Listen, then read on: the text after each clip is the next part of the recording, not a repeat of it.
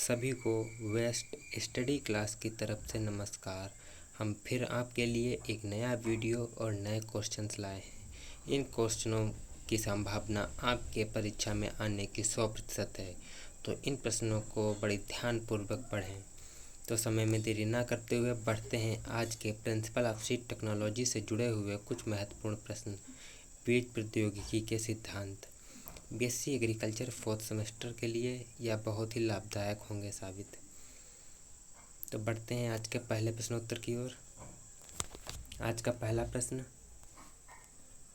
अरहर में परागण कितने प्रतिशत पर होता है? तो इसका सही आंसर है 5 से 30% पर। अब बढ़ते हैं अगले प्रश्नोत्तर की ओर। कॉपर सल्फेट अमोनिया टेस्ट का विकास किसने किया था? तो इसका सही आंसर है मैक्सन और हर्ट्ज ने किया था 1983 में। अब बढ़ते हैं अगले प्रश्नोत्तर की ओर। मुख्यतः कितने तापमान पर अधिकतर जातियों के लिए अनुकूल रहता है? उत्तर 18 से 22 डिग्री सेल्सियस पर। बढ़ते हैं अगले प्रश्न की ओर। सोयाबीन के लिए पृथक्करण पर्याप्त है? इसका सही आंसर है 3 मीटर। बढ़ते हैं अगले प्रश्नोत्तर की ओर। चना एक फसल है? तो इसका सही आंसर है चना एक स्वपरागित फसल है। बढ़ते हैं अगले प्रश्नोत्तर की ओर। पैरोक्सीडेज क्रियाशीलता परीक्षण का विकास किया गया?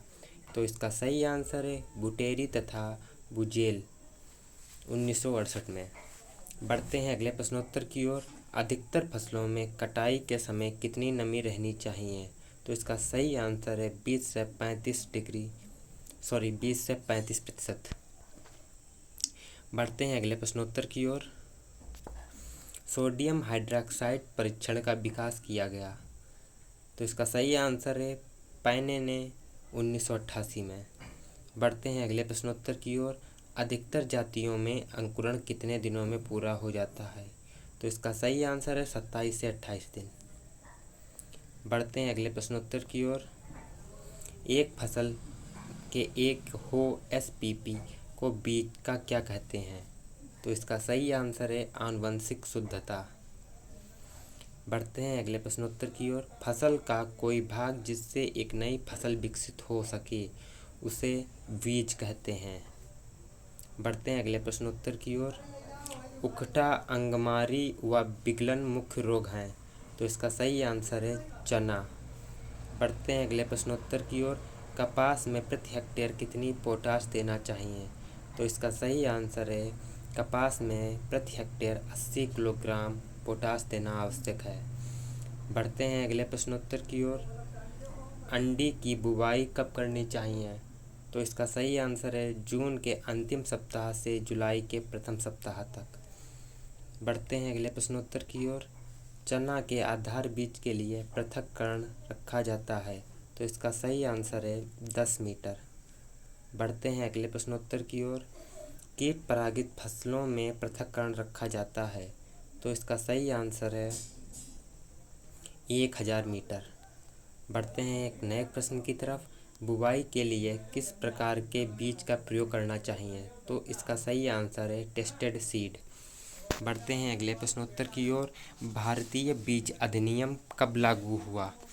तो इसका सही आंसर है भारतीय बीज अधिनियम 1 अक्टूबर 1969 में लागू हुआ। बढ़ते हैं अगले प्रश्नोत्तर की ओर। मोल्लिया रोग किस फसल से संबंधित है? तो मोल्लिया रोग जौ से संबंधित है। बढ़ते हैं अगले प्रश्नोत्तर की ओर। बीज की जीवन क्षमता परीक्षण में क्या प्रयोग करते हैं? तो इसका सही आंसर है 2,3,5 टेट्राजोलियम क्लोराइड। बढ़ते हैं अगले प्रश्नोत्तर की ओर। भारत में कौन सी फसल का क्षेत्र सबसे अधिक है? तो इसका सही आंसर है धान का। बढ़ते हैं अगले प्रश्न की ओर। बीज बोने तथा खाद डालने का काम कौन सा यंत्र साथ साथ करता है? तो इसका सही आंसर है फर्टी सीड ड्रिल। बढ़ते हैं अगले प्रश्नोत्तर की ओर। गेहूं के बीज को कितनी गहराई पर बोना चाहिए? तो इसका सही आंसर है 4 सेमी पर। बढ़ते हैं अगले प्रश्नोत्तर की ओर। धान की रुपाई के लिए पौध कितने दिनों की होनी चाहिए? तो इसका सही आंसर है 25 दिन। बढ़ते हैं अगले प्रश्नोत्तर की ओर।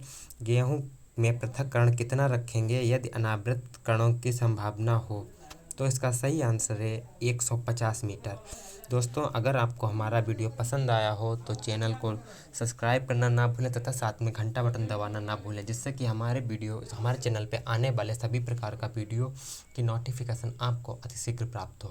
तथा चैनल को ज़्यादा से ज़्यादा शेयर करें, जिससे कि आपके सभी मित्रों के पास यह वीडियो पहुंच सके और उनके लिए यह परीक्षा में लाभदायक साबित हो।